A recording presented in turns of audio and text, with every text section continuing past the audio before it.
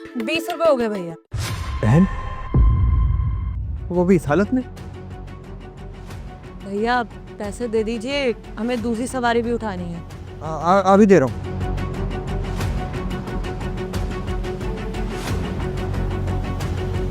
वैसे एक बात पूछूं आपसे?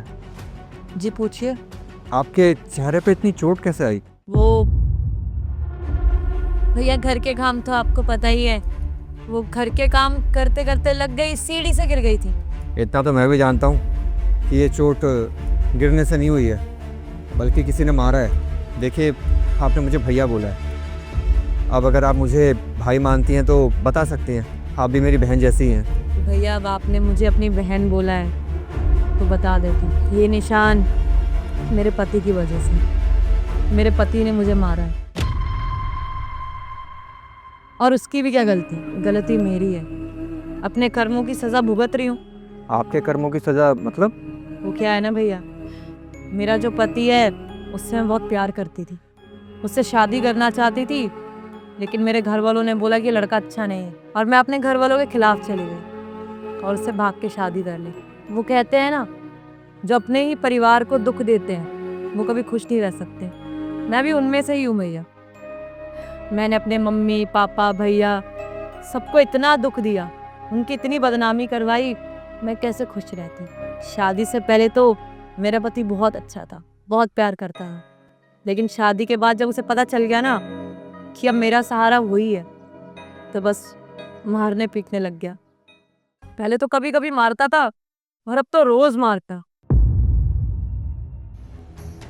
अब आजकल तेरी जुबान बहुत ज़्यादा चल रही है। हाँ, तुझे तो मैं समझाता हूँ कि चुप चुप चुप। और भैया अब तो हद ही हो गई है। वो काम छोड़ के बैठ गया है, मुझे बोलता है तू बाहर से कमा के भी लेके आ और घर भी संभाल। अब पढ़ी लिखी नहीं हूँ तो रिक्शा चला रही हूँ। ऐसी बात थी तो आपने पुलिस में जाके कंप्लेंट क्यों नहीं करी?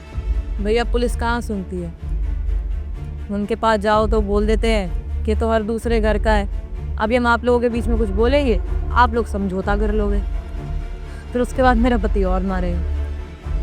कोई बात नहीं भैया, अब मैंने मेरे घर वालों का दिल दुखाया तो मुझे भी कुछ तो तकलीफ होगी। अरे तो कम से कम आपको अपनी फैमिली से बात करनी चाहिए, वो आपकी मदद करेंगे। नहीं भैया, किस मुंह से उनसे जाके मदद मांगूं और उनको ये बोलूं कि आपके खिलाफ जाके जिस लड़के को मैंने चुना वो मेरा ये हाल कर रहा है।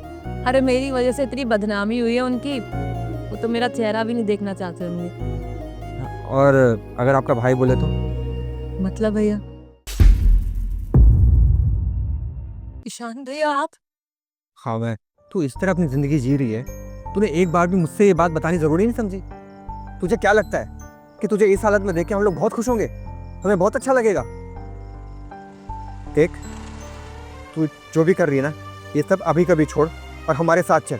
भैया नहीं, वो पति है मेरा, सुधर जाएंगे। बस, मुझे उसकी पैरवी नहीं सुननी है। यहाँ पर सब दिखाई दे रहा है कि किस तरह तेरे साथ सलूक कर रहा है वो।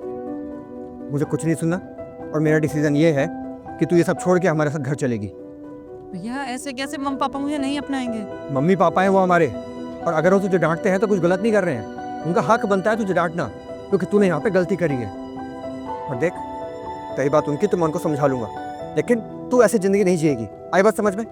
तू अभी मेरे साथ चल। भैया लेके। मैंने कह दिया ना, चल। भैया